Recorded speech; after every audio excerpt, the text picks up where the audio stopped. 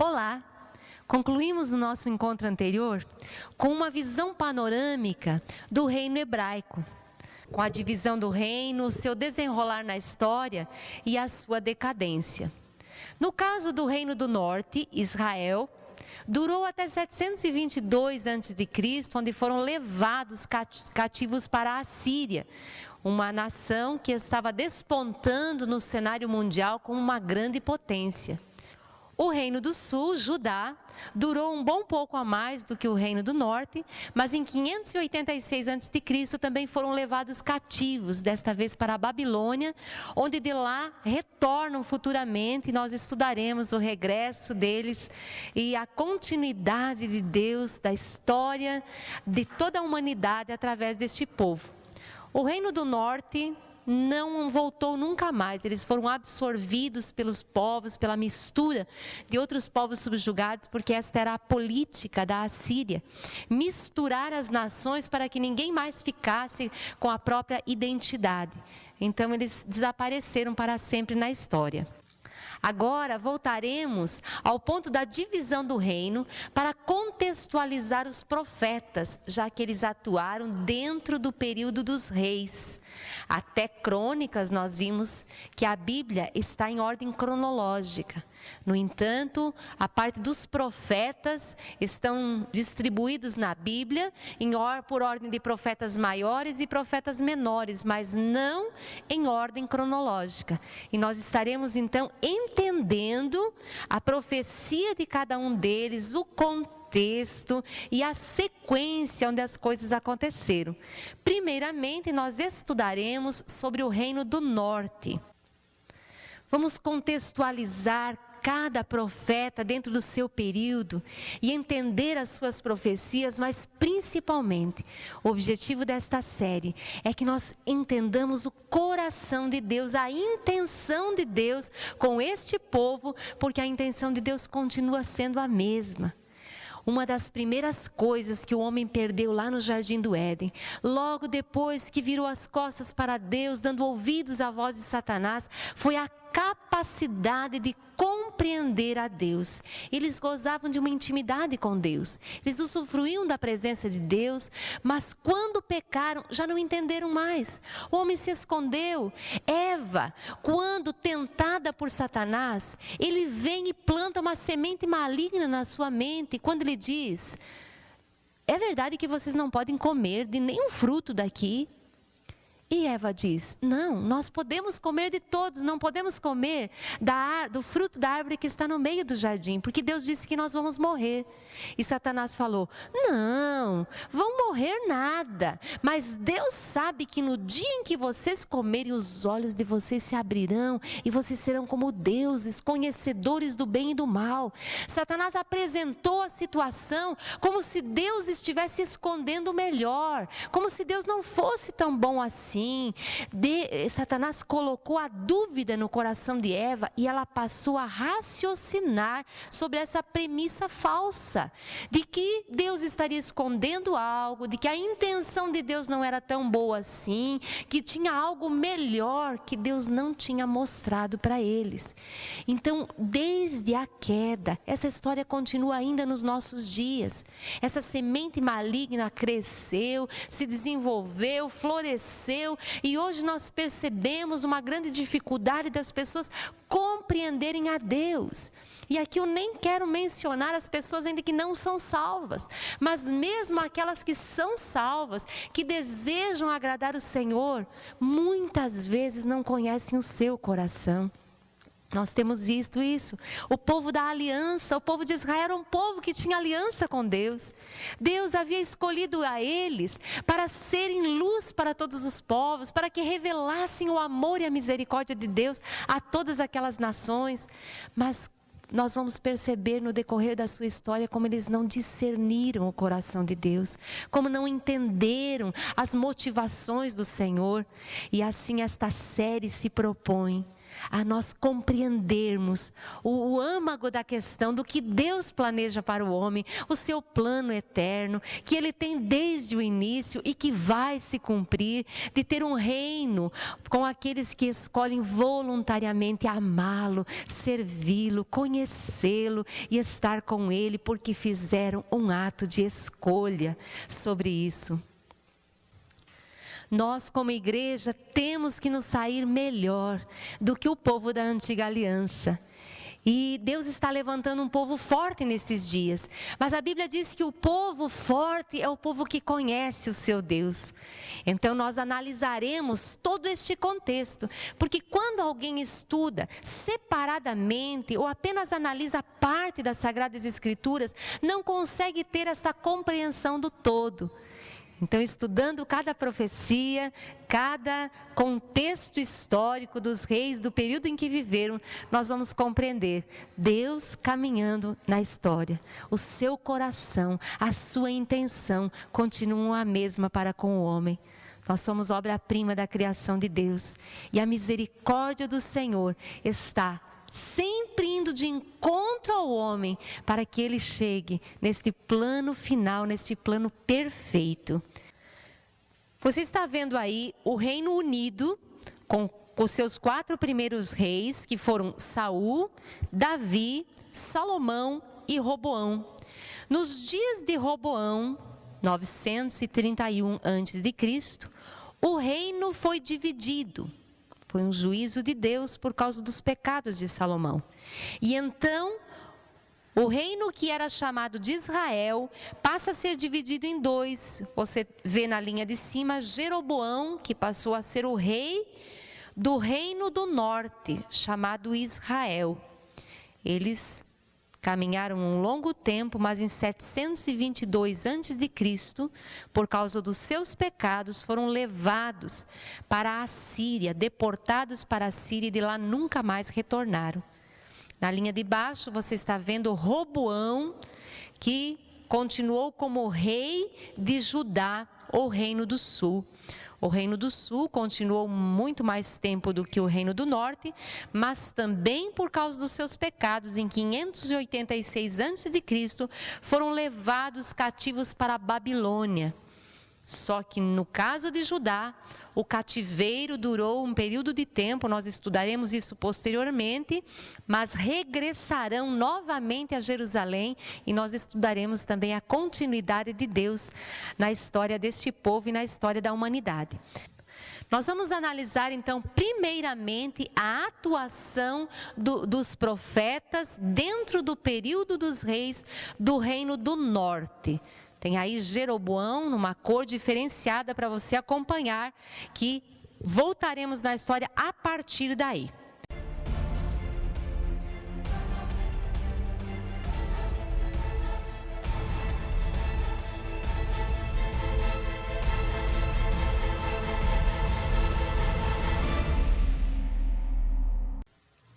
Em 1 Reis, no capítulo 12, nós vemos aqui a divisão do reino acontecendo, Jeroboão indo para o reino do norte, sendo aclamado como rei. No entanto, ele teme perder o povo, porque o templo, o santuário, o lugar onde eram oferecidos os sacrifícios tinham ficado no Reino do Sul, porque o templo ficava em Jerusalém, que era a capital de Judá.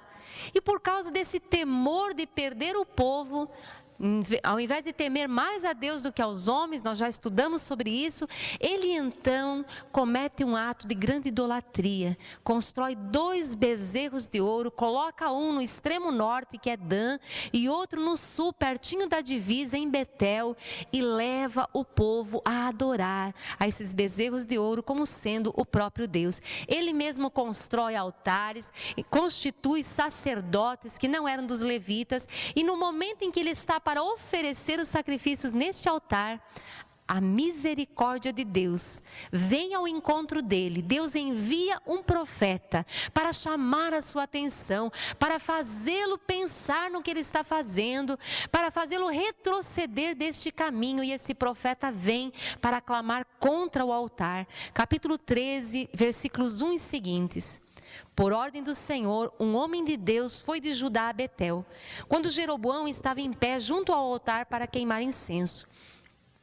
Ele clamou contra o altar segundo a ordem do Senhor: ó altar, assim diz o Senhor, um filho nascerá da família de Davi e se chamará Josias. Sobre você ele sacrificará os sacerdotes dos altares idólatras, que agora queimam incenso aqui, e ossos humanos serão queimados sobre você. Naquele mesmo dia, o homem de Deus deu um sinal. Este é o sinal que o Senhor declarou: o altar se fenderá e as cinzas que estão sobre ele se derramarão. É extremamente interessante nós analisarmos um detalhe aqui.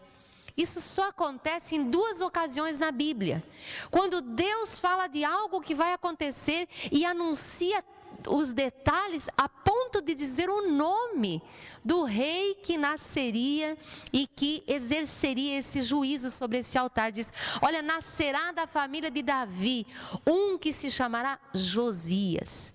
Josias dista deste momento aqui 300 anos. Somente lá na frente ele vai surgir e vai executar esse juízo.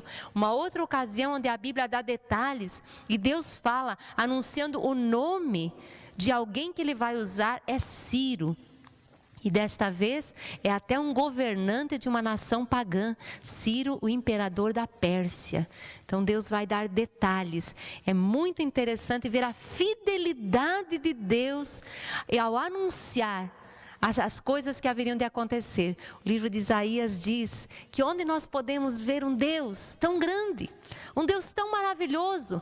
Deus anuncia o fim desde o princípio.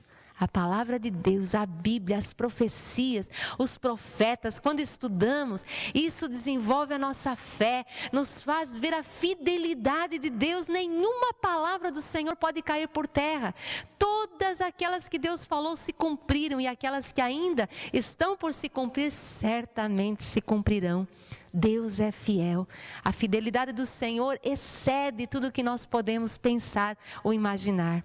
E logo após o profeta, o homem de Deus, ter falado isso, quando o rei Jeroboão ouve, ele imediatamente diz: prendam este homem. E ele vai contra e diz: deve ser morto. E no momento em que ele estende o seu braço, o braço fica paralisado. E então, naquela mesma hora, o altar se fende e as cinzas se derramam sobre ele, exatamente de acordo com o sinal que Deus tinha dado através do homem de Deus, falando: olha, essa palavra vai se cumprir e este é o sinal. Jeroboão então clama ao homem de Deus e diz: por favor, ore por mim para que meu braço seja restituído. O homem de Deus ora, ele é recuperado, seu braço é recuperado, e então ele chama o homem de Deus para comer com ele. Ele não aceita, porque Deus tinha dado ordens expressas que ele não comesse naquela terra. Deus tinha enviado este homem para lá com uma mensagem do Senhor, e ele deveria ir em jejum e não comer nada naquela terra, como um sinal de protesto de que aquela terra estava contaminada, de que ele não deveria estar em comunhão com nada do que estivesse acontecendo, deveria entregar a mensagem e voltar para o seu lugar e ainda por um outro caminho. No final desse capítulo, no versículo 33, nós vemos: mesmo depois disso, Jeroboão não mudou o seu mau procedimento. Apesar de Deus ter enviado alguém para chamá-lo de volta, a justiça de Deus, o caráter justo de Deus, impede que o Senhor faça algo sem antes ter chamado, sem antes ter exortado através da sua palavra. No capítulo 14, nós vamos ver relatado aqui que Abias, o filho de Jeroboão, adoece. E então ele dá uma instrução à sua mulher e fala: olha, vai até Siló, onde mora o profeta Aías, e consulta o Senhor para ver o que vai acontecer com o menino. Mas faz o seguinte: vai disfarçada, para que ele não perceba que você é a mulher de Jeroboão. Se você lembra do que nós já estudamos, Aías é o profeta que ainda nos dias de Salomão, ele chega diante de Jeroboão e rasga as suas vestes em 12 pedaços, e entrega 10 para Jeroboão e diz que ele seria o rei de Israel, que ele governaria as tribos de Israel, porque Deus estaria rasgando o reino como juízo, como julgamento sobre os pecados de Salomão. O profeta Aías já era velho e a Bíblia diz que ele já estava cego. Então Deus mesmo vai contar a ele sobre essa artimanha de Jeroboão. Versículo 5, mas o Senhor lhe tinha dito, a mulher de Jeroboão está vindo para lhe perguntar acerca do filho dela, pois ele está doente. E você deve responder-lhe assim e assim. Quando ela chegar, vai fingir que é outra pessoa. Que coisa interessante como Deus revela os segredos do coração aos seus profetas. A Bíblia diz que Deus nada faz na terra sem antes revelar os seus segredos aos seus servos. É muito interessante essa parte. Quando Aías ouviu o som dos passos junto da porta, disse, entre, mulher de Jeroboão, porque esse fingimento? Fui encarregado de lhe dar más notícias. Vá dizer a Jeroboão que é isto o que o Senhor, o Deus de Israel, diz. Tirei-o dentre o povo e o tornei líder sobre Israel, meu povo. Tirei o reino da família de Davi e o dei a você. Mas você não tem sido como o meu servo Davi, que obedecia aos meus mandamentos e me seguia de todo o coração, fazendo apenas o que eu aprovo. Você tem feito mais mal do que todos os que viveram antes de você. Pois fez para si outros deuses, ídolos de metal. Você provocou a minha ira e voltou as costas para mim. Por isso trarei desgraça à família de Jeroboão. Matarei de Jeroboão até o último indivíduo do sexo masculino em Israel, seja escravo ou livre. Dos que pertencem a Jeroboão, os cães comerão os que morrerem na cidade, e as aves do céu se alimentarão dos que morrerem no campo. O Senhor falou. Percebemos aqui Deus, através do profeta, chamando a atenção e confrontando. Diz, olha, eu te chamei do meio do povo, eu te fiz líder. No capítulo 11, nós vamos ver quando o profeta Aías chega diante dele e fala da sua chamada. Deus diz, olha, se você, Jeroboão, obedecer os meus mandamentos, seguir os meus caminhos, eu farei da tua dinastia uma dinastia tão permanente como aquela que prometia a Davi. O propósito de Deus sempre é abençoar, mas a resposta é do homem. Existe sempre, o destino é determinado pela resposta de cada um. O desejo do Senhor está sempre claro, Ele coloca o caminho para que seja escolhido, e a vontade de Deus era tornar a casa de Jeroboão forte e permanente. Então aqui Ele vai falar, olha, eu te tirei do meio do povo, eu te fiz rei, mas você não andou nos meus caminhos. Quando nós lemos a seguir no versículo 12, o profeta fala à mulher, quanto a você, volte para casa. Quando você puser os pés na cidade, o menino morrerá. Todo Israel chorará por ele e o sepultará. Ele é o único da família de Jeroboão que será sepultado, pois é o único da família de Jeroboão em quem o Senhor, o Deus de Israel, encontrou alguma coisa boa. Somente nesse Deus encontrou alguma coisa boa, e por causa disso talvez Deus estava levando. Quando a sequência diz, o Senhor levantará para si um rei sobre Israel, que eliminará a família de Jeroboão. O dia virá. Quando? Agora mesmo. E o Senhor ferirá Israel, de maneira que ficará como junco balançando na água. Ele desarraigará Israel desta boa terra que deu aos seus antepassados e os espalhará para além do Eufrates, pois provocaram a ira do Senhor com os postes sagrados que fizeram. E ele abandonará Israel por causa dos pecados que Jeroboão cometeu e tem feito Israel cometer. Vemos logo Deus dizendo, olha, vai aparecer um rei que vai acabar com a família de Jeroboão. Este rei, nós vamos estudar daqui a pouquinho, é Baasa.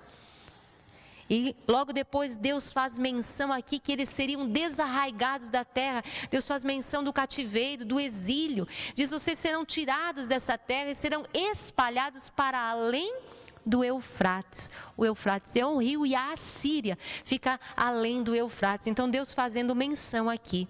Versículo 17, então a mulher de Jeroboão levantou-se e voltou para Tirza. Assim que entrou em casa, o menino morreu.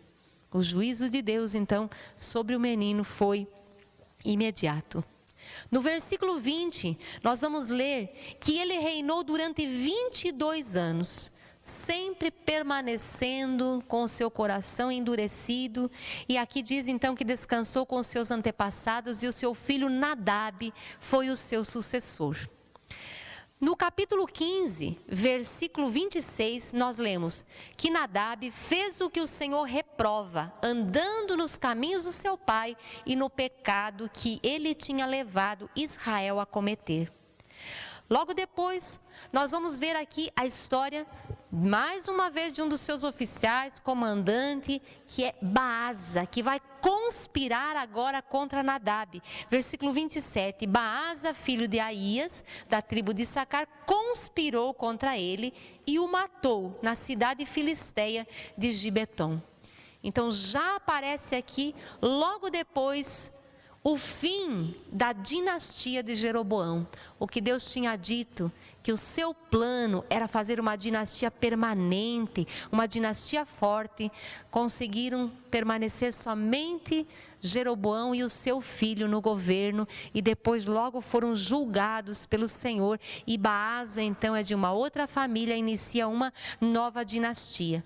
Versículo 29 diz, assim que começou a reinar, matou toda a família de Jeroboão.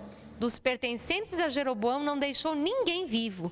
Destruiu todos, de acordo com a palavra do Senhor anunciada por seu servo, o silonita Aías. Isto aconteceu por causa dos pecados que Jeroboão havia cometido e havia feito Israel cometer, e porque ele tinha provocado a ira do Senhor, o Deus de Israel. Então percebemos aqui o fim da dinastia de Jeroboão e o motivo, claro, porque a sua dinastia terminou.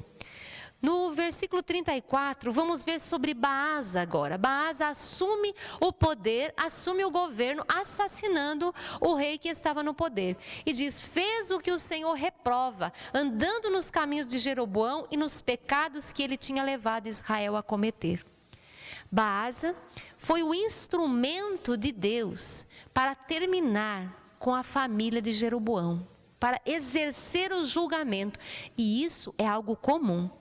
Nós estamos estudando em toda a linha, percebemos Deus caminhando na história, que Deus usa uma situação para julgar a outra, usa um povo para julgar o outro, usa um rei para julgar o outro e assim por diante. Deus é quem está comandando a história. Também não são cartas marcadas, muitas pessoas não compreendem e dizem, mas então, do que adianta? Temos insistido em um ponto, que Deus coloca o caminho diante de cada um, mas são as nossas escolhas que determinam o nosso futuro. Acabamos de mencionar a história de Jeroboão, é um nítido exemplo disso. Agora, no entanto, a palavra do Senhor por boca do profeta Jeú vai ser dada a Baasa. Deus o usou como instrumento de juízo, no entanto, ele não foi fiel com o Senhor, permaneceu longe do caminho do Senhor e Deus vai confrontar agora. Capítulo 16, versículo 1 e seguintes. Então a palavra do Senhor contra Baasa veio a Jeú, filho de Hanani. Eu o levantei do pó e o tornei líder de Israel, o meu povo. Mas você andou nos caminhos de Jeroboão e fez o meu povo pecar e provocar a minha ira por causa dos pecados deles. Por isso estou na iminência de destruir Baasa e a sua família, fazendo a ela o que fiz a de Jeroboão, filho de Nebate. Cães comerão os da família de Baasa que morrerem na cidade, e as aves do céu se alimentarão dos que morrerem no campo. Percebemos aqui Deus então dando o veredito de juízo sobre ele. Foi usado como instrumento para exercer o juízo, mas ele não foi fiel. Então agora a palavra do Senhor vem sobre ele. Versículo 7. A palavra do Senhor veio por meio do profeta Jeú, filho de Hanani, a Baasa e sua família, por terem feito o que o Senhor reprova, provocando a sua ira, tornando-se como a família de Jeroboão, e também porque Baasa destruiu a família de Jeroboão. E nós vamos perguntar, Deus não tinha dito que isso iria acontecer? Deus não teria que usar alguém para fazer isso? Vou citar um exemplo lá atrás para nós entendermos aqui o coração de Deus, já que esse é o nosso objetivo nesta série, conhecer a Deus profundamente. Quando Saul se desviou dos propósitos de Deus e Deus o rejeitou, disse, olha, eu tenho escolhido alguém melhor do que você para o governo. E Samuel vai até onde Davi está e unge a Davi como rei. Mas nós já estudamos que a partir da unção de Davi, ele continuou como se nada tivesse acontecido. O Espírito do Senhor vinha sobre ele e ele começou a sua caminhada e foi lá, ajudou a Saul, tudo aquilo que nós já vimos, como foi perseguido, mas somente muitos anos depois ele assume a posição de rei. Ainda quando em algumas ocasiões que Saul estava perseguindo, ele teve a oportunidade de matar Saul, ele diz, longe de mim está levantar a mão contra o ungido do Senhor. Davi tinha esse entendimento de que Deus estabelece alguém em posição de autoridade e Deus mesmo tira. Deus usa pessoas para cumprirem os seus desígnios com certeza. Mas aqui o que desagradou o Senhor foi a motivação de Baasa. Ele não esperou as coisas acontecerem um momento e nem executou juízo sobre a casa de Jeroboão por causa do zelo do Senhor. Muitas vezes na Bíblia, nós vamos ver grandes matanças por causa do zelo do Senhor.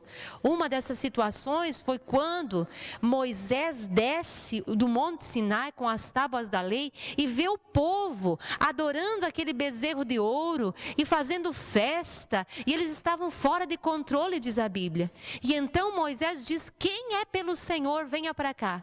E aí a tribo de Levi se colocou naquela ocasião do lado dele e diz, olha, matem todos. Então também houve ali um juízo, mas eles foram tomados pelo zelo do Senhor, por fidelidade e obediência ao Senhor. Mas quando as pessoas fazem justiça com as próprias mãos, baseadas no seu interesse pessoal, Deus sonda a motivação do coração. A motivação é o pêndulo, é sempre o que vai contar diante de Deus. O homem vê a aparência, mas Deus vê o coração. Então aqui vem a palavra do Senhor contra ele agora. Depois, Baasa morre e Elá, o seu filho, assume o governo. E nos dias de Elá, Zinri, que era um dos oficiais do seu exército, conspira contra ele. E ele está numa situação ali, numa festa, a Bíblia diz que ele está se embriagando na casa do seu mordomo, e então Zinri chega lá e o assassina. Fim da dinastia de Baasa. Mais uma vez, Deus tinha dito, olha, levantei você do pó e o coloquei como líder. Mais uma vez, o desejo do Senhor era que a dinastia fosse permanente, mas apenas com 2 reis no governo, já há uma conspiração e ele é morto pelo seu oficial.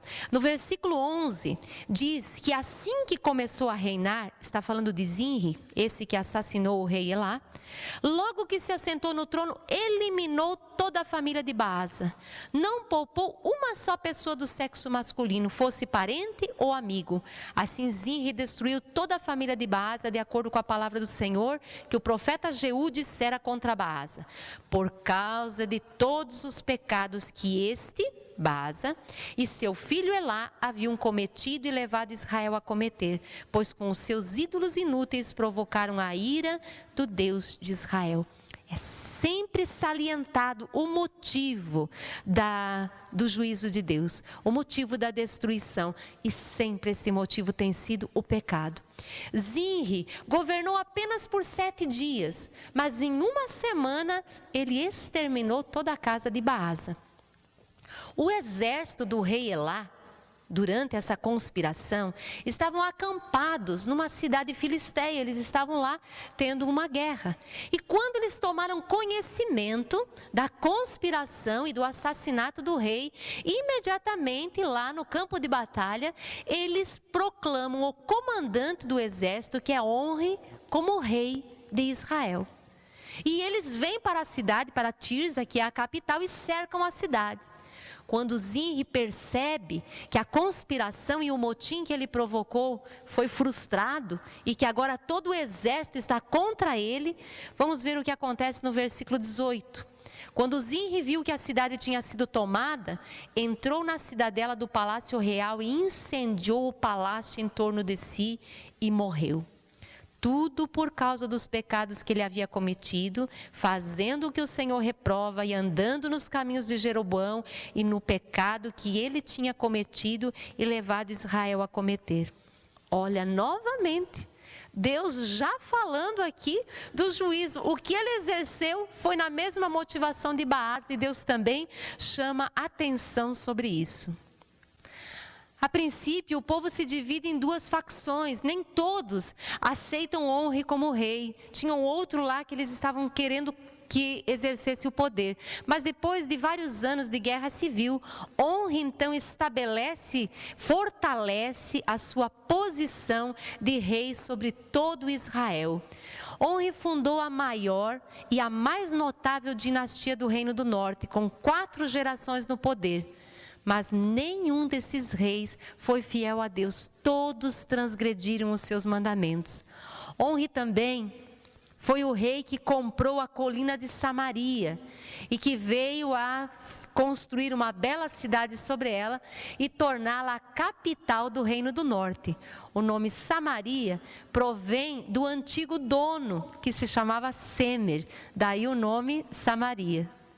Mais tarde, Onri e seu filho Acabe construíram grandes muralhas para fortificar Samaria. Também fortificaram algumas outras cidades do Reino do Norte. Alguns estudiosos dizem que essas muralhas eram tão fortes que nunca se acharam outras parecidas com essas, nem mesmo nas fortificações das cidades lá de Canaã. Então, realmente um marco aí nos dias de Onri, uma grande prosperidade, grande avanço aconteceu nesses dias. Por causa dessas muralhas ao redor de Samaria, essa cidade sempre aguentou muitos cercos e resistiu a muitas invasões. O próprio exército da Assíria, que era o maior exército de então, demorou 3 anos para conseguir romper o cerco e entrar na cidade no momento da sua queda, em 722, quando então levaram deportados para a Assíria os habitantes, somente ficaram na terra os mais pobres. Então, uma cidade muito fortificada. Onri também fortaleceu tanto o seu país, tanto militar como comercialmente, a ponto dos assírios chamarem Israel da terra de Onri. E até por 150 anos após a sua morte, tinha esse nome, esse título, Israel chamando-se a terra de Onri. Ele manteve boas relações internacionais, fez as pazes com o Reino do Sul. Veja que desde a divisão de Roboão com Jeroboão, eles sempre tiveram divergências. E sempre um rei estava em guerra com o outro rei. Mas nos dias de Onri, ele manteve a paz com o Reino do Sul e travou o relacionamento com os fenícios, com alguns outros povos. Então houve uma grande prosperidade e avanço também por causa do comércio com essas nações estrangeiras. Um período de ascendência material, mas de decadência espiritual. Ele se aliou aos fenícios, praticamente ao norte de Israel. Vemos aí a Fenícia. Ela era organizada em cidades-estados. Então temos aí Tiro, Sidom, Iblos e outras cidades, dessas muito faladas na Bíblia. Então eram cidades da Fenícia. E Onri se uniu a este povo através do casamento do seu filho Acabe com Jezabel. Jezabel era filha de Etbaal. Ele era um sacerdote de Baal, prestavam cultos a Baal Mercate, que era o deus das tormentas, das chuvas, da vegetação. Jezabel, muito provavelmente, era uma profetisa de Baal. E ao acontecer este casamento, digamos que a idolatria e o culto a Baal entraram pela porta da frente na nação de Israel. E aqui começamos a ver uma situação degradante da nação, onde Jezabel queria, aqui nos dias de Onre ainda não, mas vamos ver posteriormente, quando Onre morre e Acabe assume o governo e ela assume junto, onde ela quer simplesmente tirar o culto ao Senhor e estabelecer o culto a Baal como religião oficial de Israel. A Bíblia diz que Onre foi o pior rei até então, que fez muito mal. Versículo 25 diz: Onre, porém, fez o que o Senhor reprova e pecou mais do que todos os que reinaram antes dele. Após a sua morte, Acabe então assume o poder. E é neste tempo que nós vamos ver a operação profética de Elias, esse servo do Senhor, que é usado à semelhança de Moisés, com muitos sinais, com muitas evidências da presença de Deus. Elias tem o seu ministério profético num dos piores momentos de Israel, onde o culto ao Senhor está prestes a ser extinto, porque o próprio governo Jezabel, que está como rainha, então está perseguindo grandemente os profetas do Senhor e está tentando estabelecer o culto a Baal como religião oficial.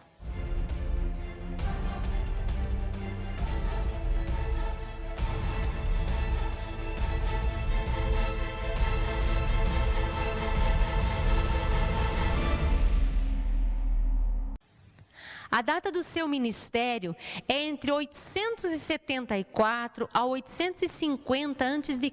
aproximadamente. Elias atuou nos reinados de Acabe e do seu filho Acasias, reis de Israel, ambos do reino do norte. O nome Elias significa só o Senhor é Deus. E define exatamente o propósito da sua vida, o chamado que Deus tinha para ele, para atuar neste presente momento da história de Israel. Só o seu nome já era uma afronta à situação que estava acontecendo. Onde Elias estava, todos sabiam que ele estava, a sua vida, o seu nome era uma declaração: só o Senhor é Deus. No capítulo 16, versículo 30, vamos ver que Acabe conseguiu ser pior do que o seu pai Onre. Lemos: Acabe, filho de Onre, fez o que o Senhor reprova, mais do que qualquer outro antes dele. Ele não apenas achou que não tinha importância cometer os pecados de Jeroboão, filho de Nebate, mas também se casou com Jezabel, filha de Etbaal, rei dos Sidônios, e passou a prestar culto a Baal e a adorá-lo. No templo de Baal, que ele mesmo tinha construído em Samaria, Acabe ergueu um altar para Baal. Fez um poste sagrado, que ele provocou a ira do Senhor, o Deus de Israel, mais do que todos os reis de Israel antes dele. Nós vamos ver que durante o reinado de Acabe, provavelmente por ordem sua, Jericó voltou a ser construída. Se você lembra ainda, quando nós estudamos sobre a conquista da terra, Jericó foi as primícias da conquista. Foi a primeira cidade, aquela que Deus entregou ao povo de Israel, debaixo de uma manifestação sobrenatural tremenda, onde eles apenas seguiram as instruções de Deus, andando ao redor da cidade, e no 7º dia andaram, e segundo a instrução do Senhor, os muros vieram abaixo e eles tomaram a cidade.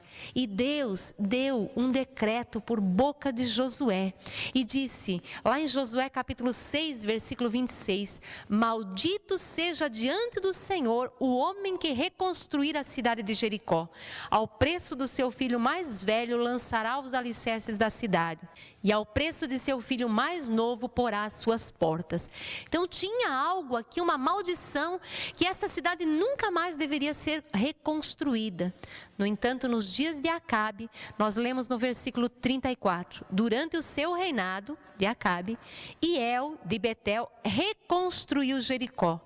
Lançou os alicerces à custa da vida do seu filho mais velho, Abirão, e instalou as suas portas à custa da vida do seu filho mais novo, Segube, de acordo com a palavra que o Senhor tinha falado por meio de Josué, filho de Num. Não sabemos exatamente aqui se o juízo de Deus veio contra o seu filho mais novo e o seu filho mais velho por ter afrontado a palavra do Senhor, ou se eles, por um culto a Baal, estavam sacrificando, porque de acordo com a religião dos cananeus, quando se construía uma casa, um filho deveria ser oferecido em sacrifício na hora de fundar os alicerces, e outro filho deveria ser oferecido em sacrifício quando terminasse a casa. Então, tanto pode ser o juízo de Deus exercido aqui, como a transgressão e o pecado e a mistura com os povos da terra, ainda recebendo a influência, permanecendo nessa influência dos deuses cananeus, tenham oferecido em sacrifício os seus filhos. No capítulo 17, nós vamos ver a atuação então de Elias. Diz: ora, Elias de Tisbe, ou Tisbita, em Gileade, disse a Acabe: juro pelo nome do Senhor, o Deus de Israel, a quem sirvo, que não cairá orvalho nem chuva nos anos seguintes, exceto mediante a palavra do Senhor. Precisamos entender aqui que quando eles começaram a cultuar Baal, e eu comentei há pouco que Baal Mercate, o deus dos fenícios, era chamado o deus das chuvas, das tormentas, da vegetação ou da colheita. E então, eles estariam tranquilos quanto a esse assunto de chuva, de colheitas, de prosperidade. E então Elias, por palavra do Senhor, chega diante de Acabe e confronta exatamente no mesmo ponto. E diz: olha, eu declaro pela palavra do Senhor a quem sirvo que não cairá orvalho nem chuva até que eu disser. Então ele está confrontando exatamente aqui quem é Deus. Quem não é quem é o maior, porque nós sabemos pela palavra que esses deuses que as nações servem, por trás deles está o próprio Satanás. E Satanás tem um certo poder, porque ele tinha, quando estava lá no céu, foi expulso de lá e permaneceu com um certo poder. Mas Deus é Deus e o poder de Deus é muito maior. Mas nesse confronto aqui, não é exatamente quem é o maior, mas diante de todo o povo, diante do rei, o confronto era para saber quem é Deus. No primeiro ano, Acabe não deu bola, porque estava seguro, Jezabel estava segura quanto a isso. No entanto, os anos foram passando e a chuva não chegou. Nesse tempo, logo depois que Deus dá a palavra para Elias, nós temos uma história tão linda aqui, quando Deus vai sustentar Elias. Deus diz: quanto a você, vai lá para o ribeiro, que você vai ter água do ribeiro e eu vou te alimentar com pão, que eu vou mandar os corvos trazerem para você. Depois, quando seca o ribeiro, Deus está provendo para o profeta e Deus quer manifestar o seu poder, e então o envia para aquela viúva de Sarepta, que está prestes a morrer, mas que Elias traz a palavra do Senhor. Ela crê no Senhor, entrega tudo o que tem a Deus e então recebe o sustento e a provisão por todos os dias da sua vida. Em toda a Bíblia, Deus sempre quer revelar o seu cuidado, o seu amor por nós, mas uma coisa é clara na palavra: Deus espera que nós lhe entreguemos tudo. Deus espera que o nosso coração seja dele, que todo o nosso anseio seja por agradá-lo. Na ocasião em que a mulher não tinha mais nada, ela só tinha um pouquinho de farinha para fazer um bolo para ela e o seu filho, para depois morrer, disse ela. E o profeta disse: então vai, só que primeiro faça para mim, porque assim diz o Senhor. Veja que ele pediu algo, mas ele coloca a promessa: a farinha não vai terminar, o azeite não vai acabar. E a mulher creu no Deus de Elias. Ela não morava em Israel, ela não seguia o Deus de Israel. Aqui Deus deixa relatada essa história também para demonstrar que Deus encontrou fé em uma viúva estrangeira, coisa que ele não estava encontrando no próprio povo da aliança. O povo da aliança estava deixando o Senhor, seguindo outros deuses, mas esta viúva creu no Deus de Israel, no Deus Todo-Poderoso, e foi suprida. No capítulo 18, vemos que passa um longo tempo e no terceiro ano da seca, a palavra do Senhor veio a Elias: vá, apresentar-se a Acabe, pois enviarei chuva sobre a terra. E Elias foi. Como a fome era grande em Samaria, Acabe convocou Obadias, o responsável por seu palácio, homem que temia muito o Senhor. Jezabel estava exterminando os profetas do Senhor. Por isso Obadias reuniu 100 profetas e os escondeu em 2 cavernas, 50 em cada uma. Ele lhes forneceu comida e água. Comentei há pouco que Jezabel estava tentando exterminar os profetas do Senhor e acabar com o culto ao Senhor, estabelecendo o culto a Baal.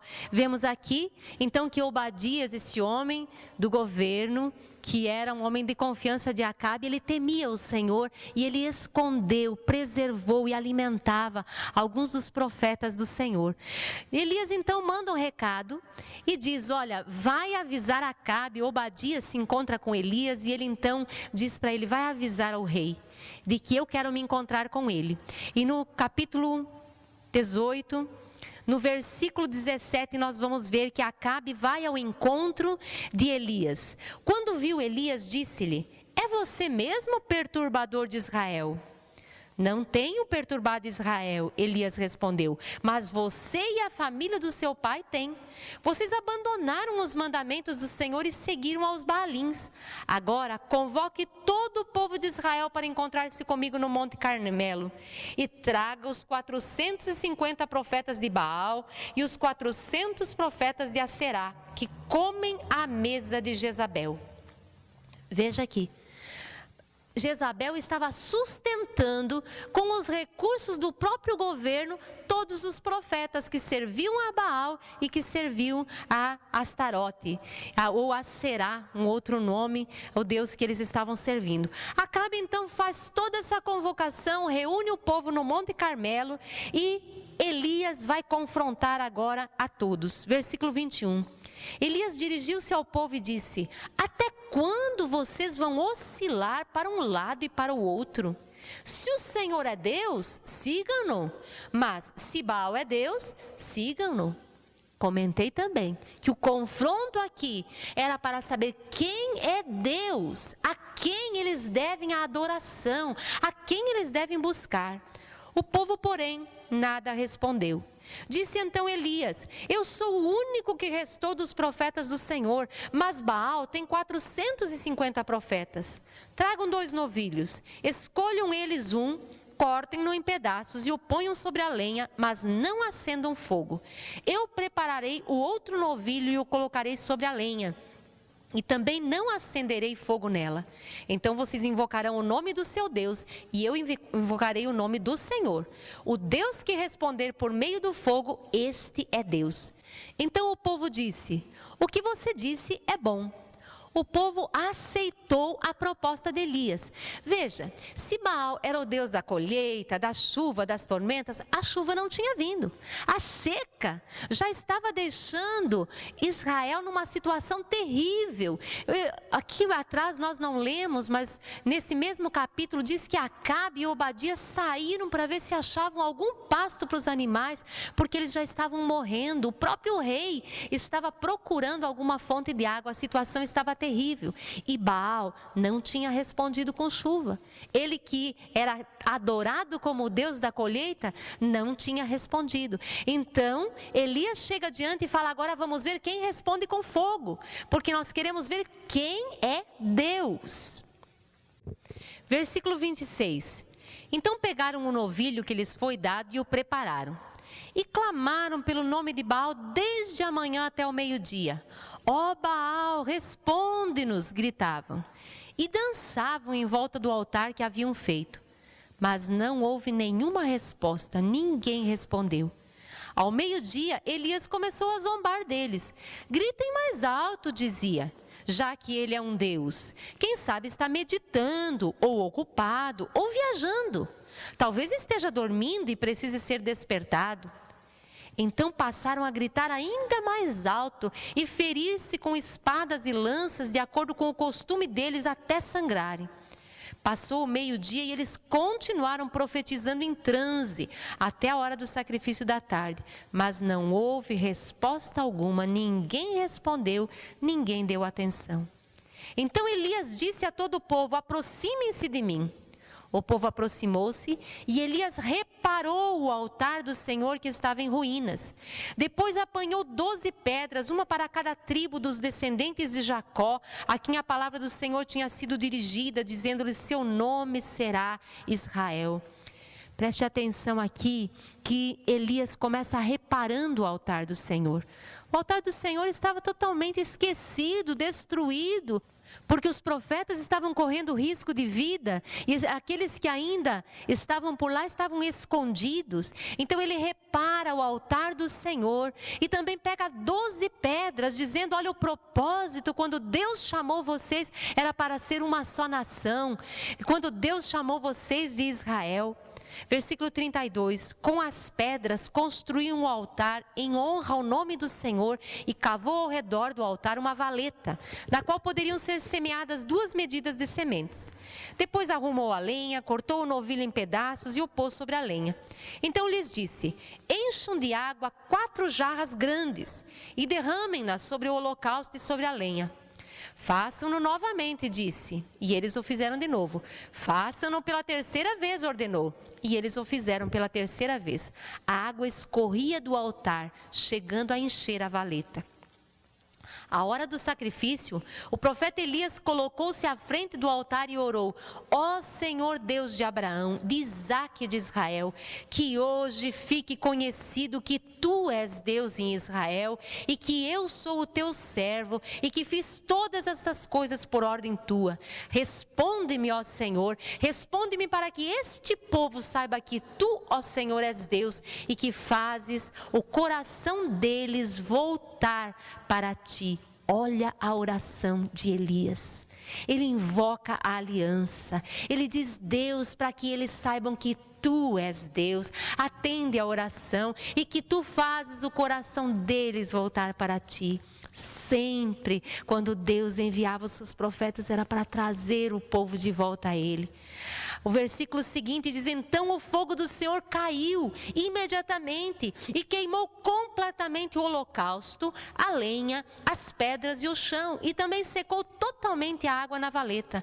Quando o povo viu isso, todos caíram prostrados e gritaram: o Senhor é Deus, o Senhor é Deus. Então Elias dá ordem para que prendam todos os sacerdotes, tanto de Baal quanto de Astarte, os leva para o ribeiro de Quizon e lá, pelo zelo do Senhor, ele mata todos os profetas. Depois que Elias então exerce o juízo sobre todos os profetas, ele fala a Acabe, versículo 41, vá comer e beber, pois já ouço o barulho de chuva pesada.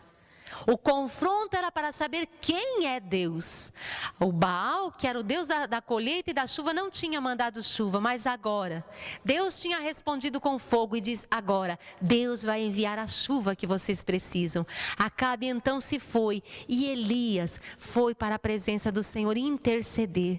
E por 7 vezes ele se prostra e clama ao Senhor, até que o seu moço enxerga uma pequena nuvem do tamanho da mão de um homem. E quando o seu servo volta e diz isso, então Elias diz: vá dizer a Acabe, prepare o seu carro e desça antes que a chuva o impeça. Enquanto isso, nuvens escuras apareceram no céu, começou a ventar e a chover forte. E Acabe partiu de carro para Jezreel. O poder do Senhor veio sobre Elias e ele, prendendo a capa com o cinto, correu à frente de Acabe por todo o caminho até Jezreel.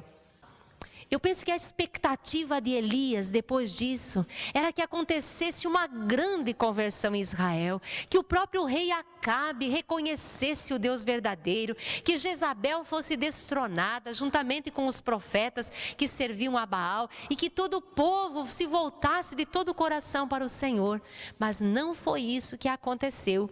Nós vemos aqui capítulo 19. Ora, Acabe contou a Jezabel tudo o que Elias tinha feito e como havia matado todos aqueles profetas à espada. Por isso Jezabel mandou um mensageiro a Elias para dizer-lhe: que os deuses me castiguem com todo rigor, se amanhã nesta hora eu não fizer com a sua vida o que você fez com a deles. Elias teve medo e fugiu para salvar a vida. Eu penso que neste momento aqui, todo aquele ânimo de Elias e também o cansaço, o desgaste espiritual desse confronto e também físico, ao exterminar todos os profetas, caiu sobre ele, com um grande desânimo, com medo, e ele então parte e está fugindo de Jezabel. Aquele que no poder do Senhor exterminou tantos falsos profetas, agora foge de uma mulher da rainha. Deus então vai cuidar das necessidades de Elias. Deus vai tratar dele, nem toca no assunto. Deus provê um alimento para ele e deixa ele dormir. Depois Deus acorda ele, dá mais um pouco de comida, deixa ele dormir novamente. E ele fica muito frustrado e ele foge para uma caverna e Deus se apresenta e diz: Elias, o que você está fazendo aí? No versículo 10, capítulo 19, ele diz: tenho sido muito zeloso pelo Senhor, o Deus dos exércitos. Os israelitas rejeitaram a tua aliança, quebraram os teus altares e mataram os teus profetas à espada. Sou o único que sobrou e agora também estão procurando matar-me. O Senhor lhe disse: saia e fique no monte da presença do Senhor, pois o Senhor vai passar. Deus deu comida, Deus proveu o sono e agora Deus vai dizer: você precisa da minha presença. Fique na minha presença que eu vou passar diante de você. Aqui nós temos um segredo tremendo. Como Deus é tão bom, como Deus nos manda fazer tarefas muitas vezes difíceis. Elias aqui se sentia totalmente sozinho. Ele disse: só eu fiquei, só restou eu, todos os outros se dobraram diante de Baal. Ele estava se sentindo solitário, estava se sentindo cansado, desgastado, mas então Deus cuida das suas necessidades e dá aquilo que ele mais precisa, que é a sua presença. Depois da presença do Senhor passar diante de Elias, Deus novamente vai dizer: o que você está fazendo aqui, Elias? E ele vai responder novamente: tenho sido muito zeloso pelo Senhor, o Deus dos exércitos. Os israelitas rejeitaram a tua aliança, quebraram os teus altares e mataram os teus profetas à espada. Sou o único que sobrou e agora também estão procurando matar-me. A gente sente uma ponta de autopiedade. A Deus cuidando, apesar de estar cuidando das necessidades de Elias, ele ainda está choramingando. Então Deus agora vai dar trabalho para ele. O Senhor lhe disse: volte pelo caminho por onde veio e vá para o deserto de Damasco. Lembre que Damasco é a capital da Síria, um país ao norte de Israel. E Deus diz: chegando lá, unja Azael como rei da Síria. Unja também Jeú, filho de Ninsi, como rei de Israel. E unja Eliseu, filho de Safate, de Abel-Meolá, para suceder a você como profeta. Jeú matará todo aquele que escapar da espada de Azael. E Eliseu matará todo aquele que escapar da espada de Jeú. No entanto, fiz sobrar 7.000 em Israel, todos aqueles cujos joelhos não se inclinaram diante de Baal e todos aqueles cujas bocas não o beijaram. Deus primeiro cuida das necessidades do profeta, dá comida, deixa ele dormir. Dá comida novamente, deixa ele dormir novamente. Aí chama ele para a sua presença, para que haja descanso. Mas quando ele continua choramingando, Deus diz: levanta daí, eu tenho trabalho para você. Vai e unge o rei da Síria, é outro país. Deus aqui está dizendo: vou usar o rei da Síria para julgar tão grande pecado. Elias, você está decepcionado, porque tudo que você esperava era que o povo se voltasse para mim. O propósito de Deus também era esse, o desejo do coração de Deus também era esse. Mas Deus está dizendo aqui para Elias: olha, não vai ficar por isso mesmo. Vai e unge a Azael, rei da Síria, e também unge a Jeú como rei de Israel e a Eliseu.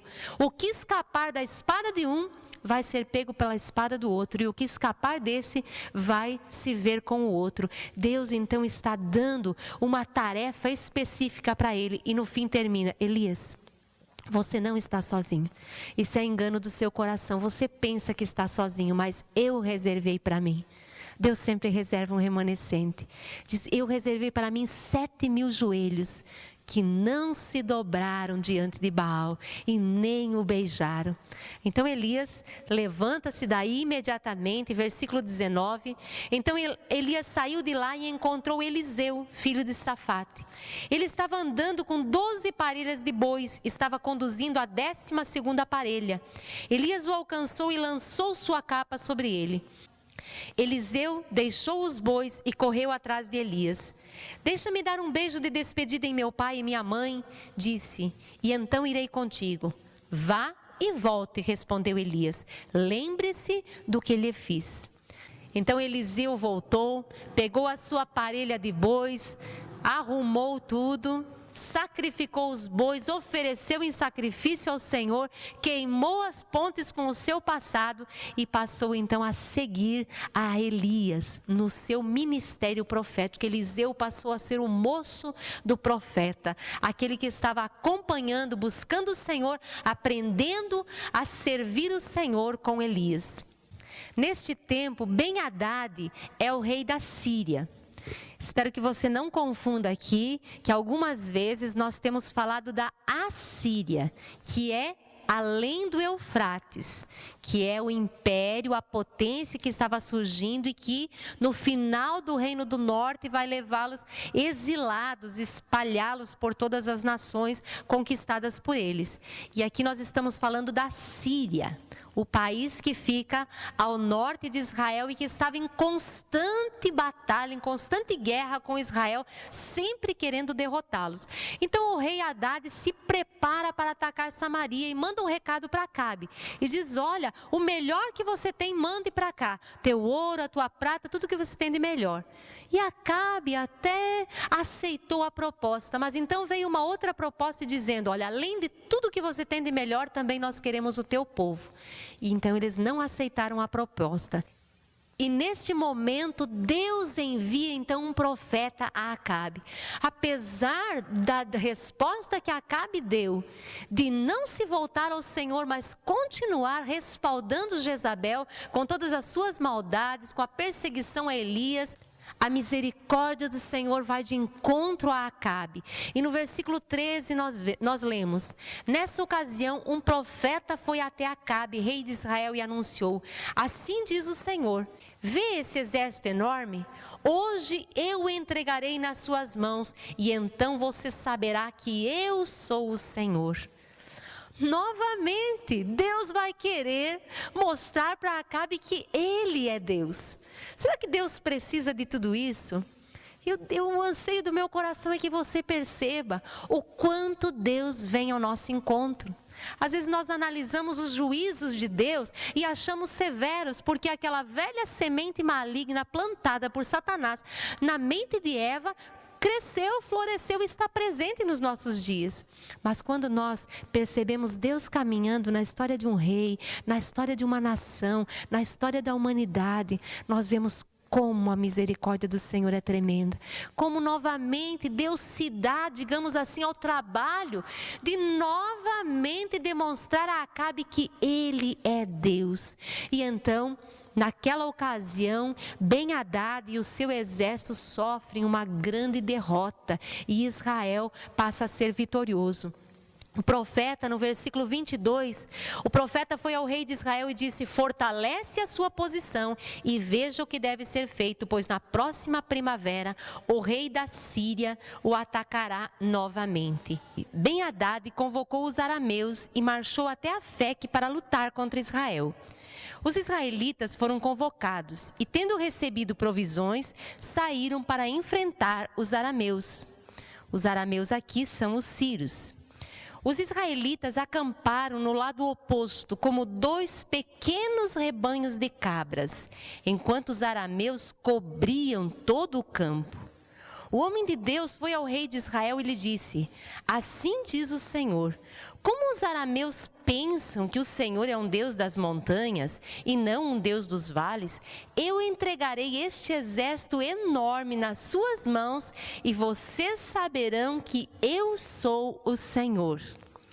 Veja aqui, eles tinham lutado antes nas montanhas. E eles tinham essa concepção de que tinha o Deus dos montes, o Deus dos vales. E aqui então o profeta chega e diz, olha, eles pensam que eu sou um Deus de montanhas, que o Senhor é Deus de montanhas. Mas o Senhor quer demonstrar que Ele é Senhor dos vales, dos montes. Ele é Senhor de toda a terra. Por isso envia o profeta e diz, olha, e eu entregarei este exército todo nas tuas mãos. Isto realmente aconteceu, houve uma grande vitória da parte dos israelitas. Ben-Hadad, que era o rei, fugiu. E então eles disseram, olha, vamos ver se o rei tem misericórdia e vamos nos apresentar a ele. Quando se apresentaram, então Acabe perdoa o rei Ben-Hadad e faz aliança com ele. Ben-Hadad oferece as terras que tinha tirado, então ele poupa a vida do rei da Síria. E então um profeta, um dos discípulos dos profetas, se disfarça e fica à beira da estrada. E quando Acabe passa, ele diz, olha, em pleno combate, teu servo entrou, e alguém veio a mim com um prisioneiro e me disse, vigia este homem, se ele escapar, será a sua vida pela dele, ou você deverá pagar 35 quilos de prata. Enquanto teu servo estava ocupado com outras coisas, o homem desapareceu. E o rei de Israel disse, esta é a sua sentença, você mesmo a pronunciou. Exatamente neste momento, o profeta retirou a venda dos olhos, porque ele estava disfarçado, e fala então ao rei, olha, você deixou escapar o homem que Deus tinha determinado que deveria morrer. Acabe seria usado para exercer juízo contra este rei que também estava devedor aos olhos do Senhor, mas ele fez aliança e deixou escapar. E então ele fala, é o teu povo, e ele então dá a sentença aqui. Ele disse ao rei, assim diz o Senhor, você libertou um homem que eu havia decidido que deveria morrer. Por isso é a sua vida pela vida dele, o seu povo pelo povo dele. Aborrecido e irritado, o rei de Israel voltou para o seu palácio em Samaria. O tempo foi passando e um pouco mais tarde, Acabe decide que ele quer adquirir a vinha de um dos vizinhos dele chamado Nabote. Jezreel era uma região muito linda e o palácio de Acabe e Jezabel era justamente em Jezreel. Algum tempo depois, Acabe decidiu que queria incorporar ao lado do seu palácio uma vinha do seu vizinho chamado Nabote. O seu palácio era em Jezreel, uma região muito linda de Israel. E Nabote tinha uma vinha muito bonita e ele quis comprar esta vinha. E vai lá e oferece preço ou oferece uma outra vinha, mas Nabote diz, eu não posso te vender porque é a herança dos meus pais. Acabe fica muito aborrecido, desgostoso com isso. A Bíblia diz que ele vai para casa, deita na cama, para de comer e se vira para a parede. Literalmente ficou muito desgostoso com essa situação. Jezabel, a rainha, que era muito manipuladora, controladora, ela diz, olha, vê se é comportamento do rei. Você quer a vinha? Mas então aguarda que logo você vai ter a vinha. E ela então pega o selo do próprio rei, manda cartas para alguns e arma umas ciladas contra Nabote. E com isso ele é morto. E então ela diz para Acabe, vai e toma posse da vinha que já está tudo resolvido. Acabe então vai, e quando ele está tomando posse da vinha, o profeta Elias chega para ele com a palavra do Senhor. Capítulo 21, versículo 17. Então a palavra do Senhor veio ao tesbita Elias. Vai encontrar-se com Acabe, o rei de Israel, que reina em Samaria. Agora ele está na vinha de Nabote para tomar posse dela. Diga-lhe que assim diz o Senhor, você assassinou um homem e ainda se apossou da sua propriedade? E acrescente, assim diz o Senhor, no local onde os cães lamberam o sangue de Nabote, lamberão também o seu sangue, isso mesmo, o seu sangue.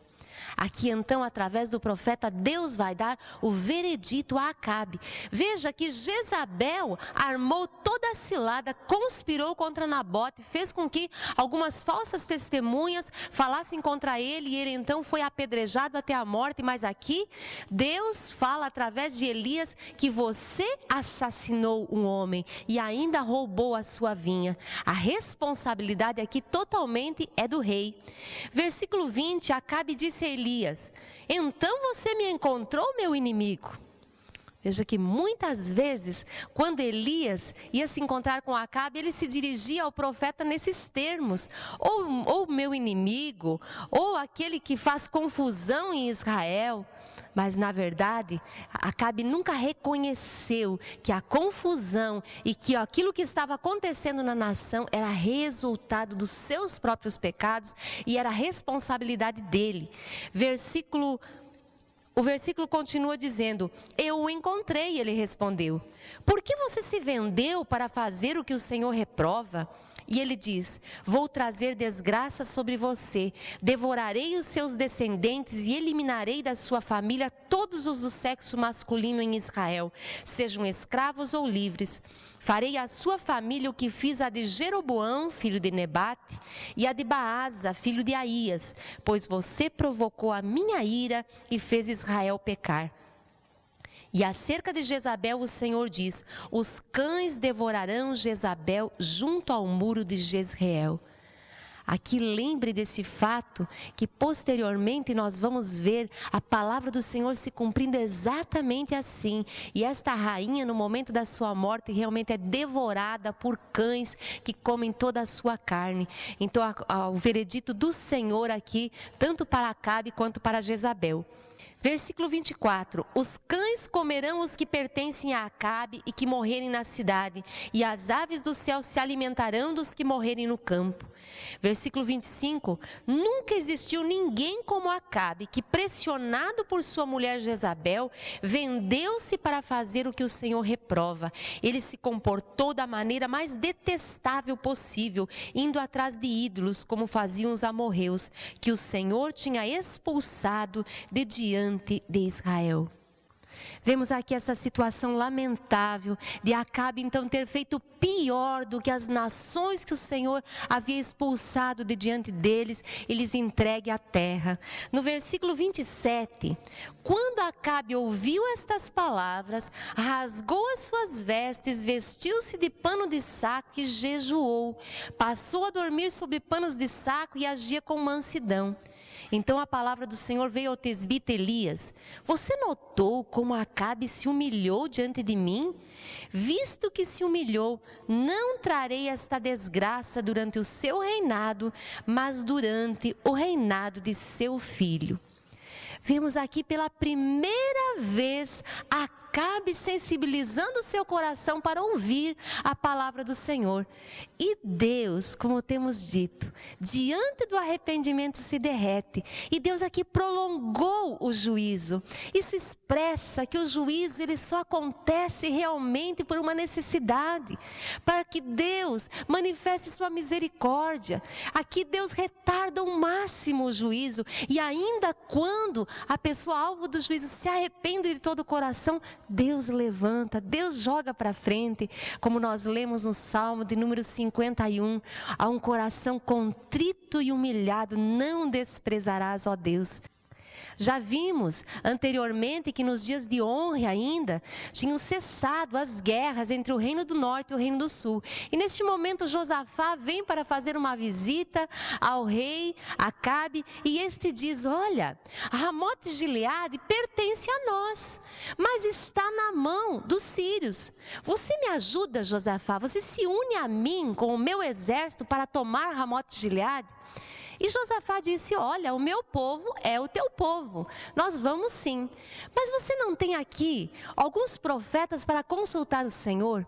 Josafá era temente a Deus e sempre buscava o conselho do Senhor antes de tomar qualquer atitude.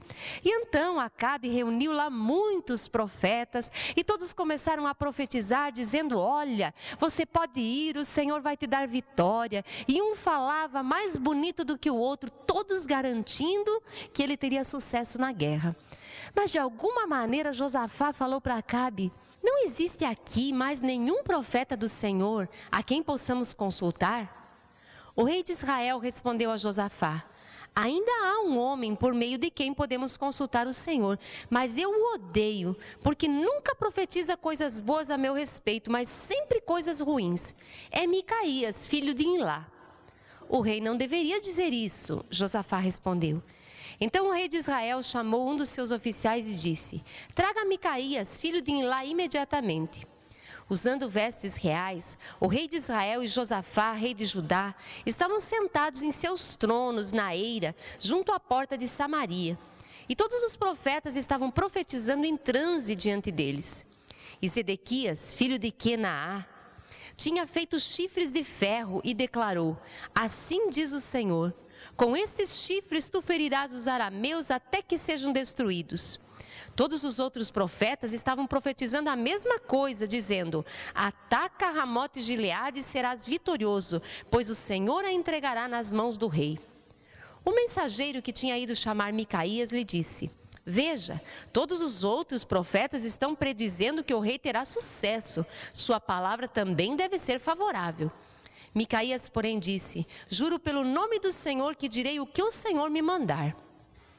Quando ele chegou, o rei lhe perguntou: Micaías, devemos ir à guerra contra Ramote Gileade ou não? Ele respondeu: ataca e serás vitorioso, pois o Senhor a entregará nas mãos do rei. O rei lhe disse: quantas vezes devo fazer você jurar que irá me dizer somente a verdade em nome do Senhor? Então Micaías respondeu: vi todo Israel espalhado pelas colinas, como ovelhas sem pastor, e ouvi o Senhor dizer: estes não têm dono, cada um volte para casa em paz. O rei de Israel disse a Josafá: não lhe disse que ele nunca profetiza nada de bom a meu respeito, mas apenas coisas ruins? Então Micaías fala: olha, eu vi o Senhor assentado no seu trono, e estava diante dele os anjos, e então ele estava dizendo: quem convencerá Acabe a atacar Ramote Gileade para que morra? Aqui era o momento que Deus exerceria o juízo, um espírito de engano, um espírito mentiroso atuando na boca dos profetas com a permissão de Deus. Mas Micaías vê isso e então relata ao rei Acabe, ao rei Josafá. Assim mesmo eles vão para a guerra, mas Acabe diz: então vamos fazer o seguinte, Josafá, você veste as suas roupas reais e vai na carruagem, mas eu vou me disfarçar de um simples soldado. E aqui nós vamos ler no versículo 34, que no meio da peleja, de repente, um soldado disparou seu arco ao acaso e atingiu o rei de Israel entre os encaixes da sua armadura. O sangue do seu ferimento ficou escorrendo até o piso do carro de guerra, e ao cair da tarde ele morreu. Assim o rei morreu e foi levado para Samaria, e ali o sepultaram. Lavaram o seu carro de guerra num açude em Samaria, onde as prostitutas se banharam.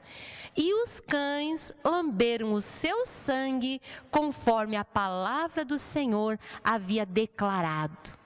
Então cumpriu-se aqui a palavra do Senhor. E veja que não adiantou nada ele se disfarçar. Aqui, um pouquinho antes da morte de Acabe, os soldados perseguiram aquele que estava vestido de rei, que era Josafá. Mas no momento em que ele viu que todos vinham contra ele, ele gritou e disse: não, eu sou o rei de Judá. E então largaram, deixaram de perseguir a Josafá, e simplesmente uma flecha atirada ao léu atinge exatamente no encaixe da armadura do próprio rei Acabe, que estava disfarçado.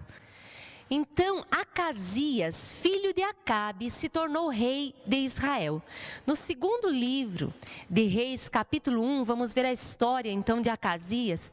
E ele caiu da sacada do seu quarto e ficou muito ferido. Então ele pediu que os seus oficiais fossem até Ecrom, um país vizinho, e consultassem Baal-zebub, o deus de Ecrom, para ver se ele sararia desses ferimentos e se ele se recuperaria.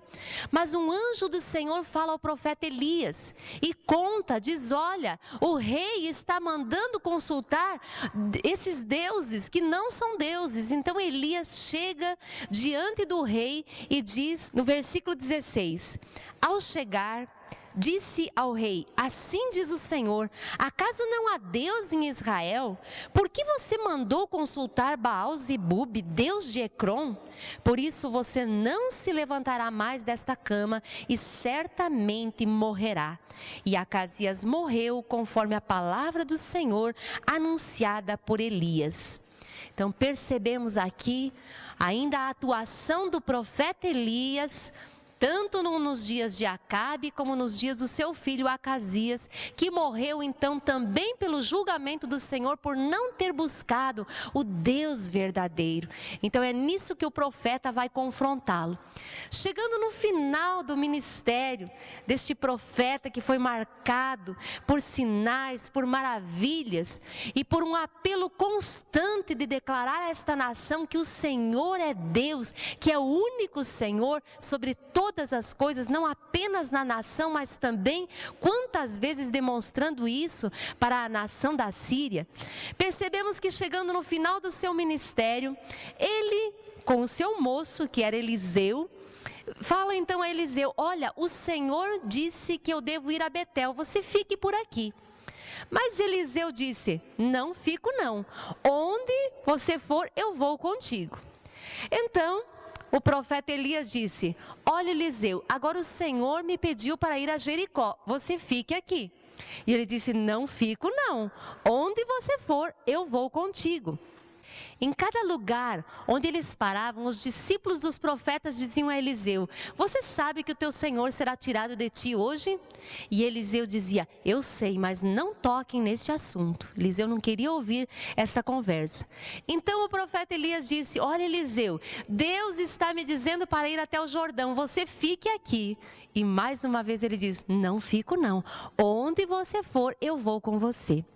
E então Elias chega com Eliseu diante do rio Jordão, pega a sua capa, toca nas águas e elas se abrem e os dois passam a pé enxuto.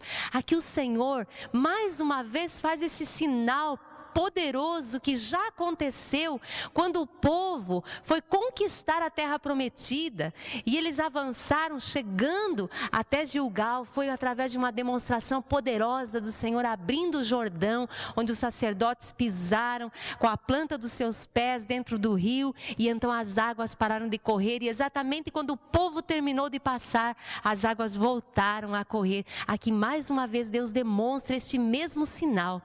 E então o profeta Elias pede a Eliseu: o que eu posso fazer por você?